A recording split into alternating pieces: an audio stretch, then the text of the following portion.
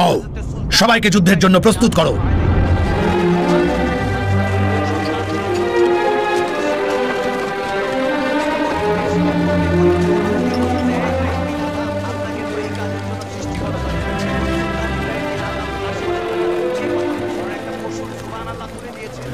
হালা, হারিসের আব্বা, কি হয়েছে? মন খারাপ নাকি তোমার? হামজার কিছু হয়েছে? হামজা একদম ঠিক আছে। ওকে এখন থুয়াইবার কাছে রেখে এসেছি। আমার সেটার জন্য মন খারাপ না। তাহলে কি হয়েছে হালা? আমিনার কি হয়েছে? ওর সাথে দেখা করতে গিয়ে দেখি খুব কান্নাকাটি করছিল। জিজ্ঞেস করার বললো আব্দুল্লাহর কথা খুব মনে পড়ছে। আমি দেখা করে আসবো ওর সাথে। হামজা,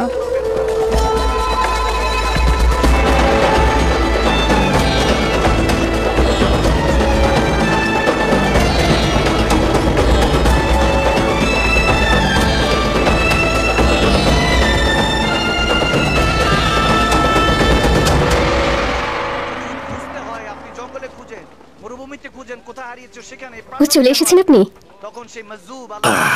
আমার প্রিয় পুত্র তালিব, তুমি কি আব্দুল্লাহর বাড়িতে আমিনাকে দেখতে গিয়েছিলে? হ্যাঁ, আমিনার সাথে কথা বলে এসেছি। ওর কি কিছু লাগবে? না, আমার চাচা আব্দুল মুত্তালিব বারাকাকে ওখানে পাঠিয়েছেন। বারাকা?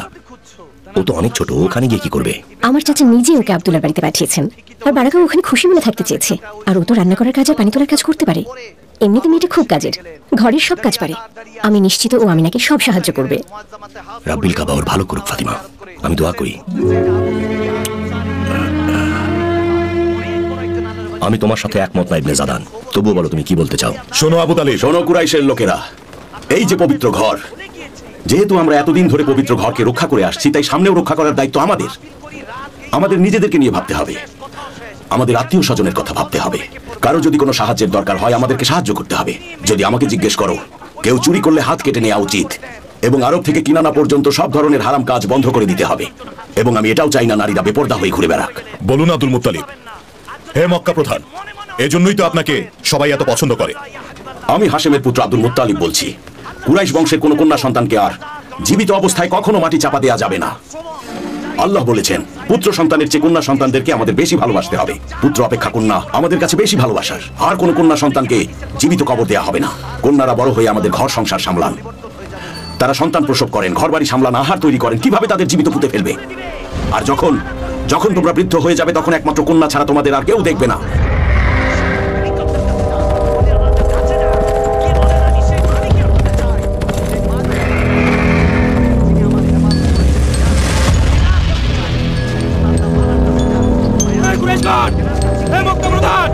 আপনাদের জন্য একটা দুঃসংবাদ আছে। এই কুরাইশগণ, এই মক্কা প্রধান, একটা খারাপ খবর আছে। এই কুরাইশগণ, আপনার জন্য দুঃসংবাদ আছে। আপনার ভাই আব্দুল্লাহ নেই।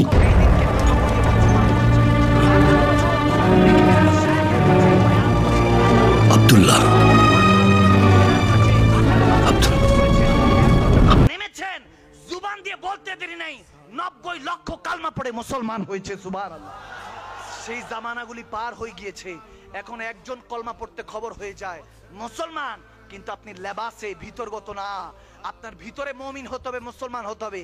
লেবাস পরে দাড়ি টুপি লাগাইলে মুসলমান হয়ে যাবে না, মুমিন হয়ে যাবে না। আপনাকে ওই কলমা নূর আপনার ভিতর প্রবেশ করতে হবে।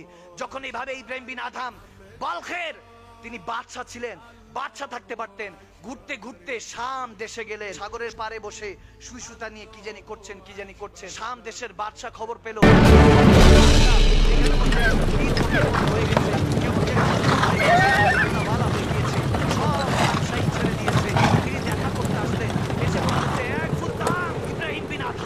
আব্রাহাম মনে হয় তার সৈন্যদের নিয়ে বেরিয়ে গেছে নুফাইল। আমারও তাই মনে হয়। অনেক বড় সৈন্যবহর নিয়ে আসছে সে মক্কার দিকে এগোচ্ছে, পবিত্র ঘরকে ধ্বংস করে দিতে। আরবদের কোনো মান সম্মানই থাকবে না যদি তারা আব্রাহাকে আর তার সৈন্যদেরকে এখানে ঢুকতে দেয়। তার একটা সৈন্য যেন এখান থেকে জীবিত ফিরে যেতে না পারে, সেই ব্যবস্থাই করতে হবে। খাতামরা কি করবে? আমরা খাতামরা তার উপর হামলা করব, রাজা আব্রাহাকে একেবারে ধুলোর সাথে মিশিয়ে দেব আমরা। আমি যতদূর জানি আরবদের মধ্যে খাতামরা কোনো বেআইনি কাজ করবে না। তুমি ঠিকই বলেছো নাফার। কেউ পবিত্র ঘর ধ্বংস করতে চাইছে, এটা আমরা কখনোই মেনে নেব না, কখনো না, কোনোভাবেই না। ওরা কুরাইশের সাথে আছে এবং পবিত্র ঘরকে রক্ষা করবে। মনে হয় না আব্রাহা এখানে এসে বেশি কিছু করতে পারবে। আর আমার মনে হয় না আরবীয়রা আব্রাহাকে এভাবে সফল হতে দেবে। আরবীয়রা যদি একজোট হয়ে থাকে তাহলে লড়াই করতে পারবে। তুমি যা বলছো তা কি তুমি নিশ্চিত হয়ে বলছো? পুরোপুরি নিশ্চিত না, কিন্তু আমার মনে এটাই বলছে পবিত্র ঘরের জন্য ওরা জীবন দিয়ে দেবে। আরবীয়দের মধ্যে কেউ কি আব্রাহার সাথে হাত মেলাতে পারে? সে ধ্বংস হয়ে যাবে, তাকে আরবি ওরা ছাড়বে না। নাজরানের আল হারিস বংশে এমন কিছু লোক আছে তারা বেইমানি করলেও করতে পারে, নিজেদের স্বার্থের জন্য এটা করতে পারে। কিন্তু তুমি তো মক্কা প্রধানকে ভালো করেই চেনো।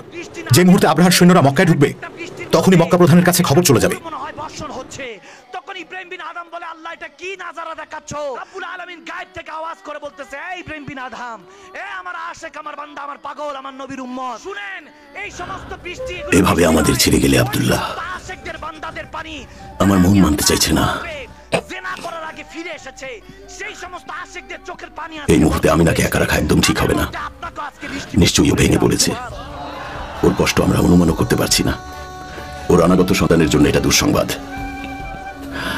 ওর দিকে খেয়াল রাখতে হবে, ওকে একদম একা ছাড়া যাবে না। আমি আগে থেকেই সে ব্যবস্থা করে রেখেছি। ওর অবস্থাটা আমি বুঝতে পারছি। শিকারের জন্য যখন বের হলো, হঠাৎ করে একটা হরিণকে শিকার করবে। হরিণ লাকা সালাম মক্কা প্রধান। লাকা সালাম। এসো বসো আসাদ, বসো। আমি এখানে বসতে আসিনি আব্দুল মুত্তালিব। একটা খারাপ খবর আছে, কিভাবে বলবো বুঝতে পারছি না। আমার ছেলে আব্দুল্লাহর মৃত্যুর চেয়েও ভয়ঙ্কর কোনো খবর সেটা? বলুন না চাচা, কি খবর?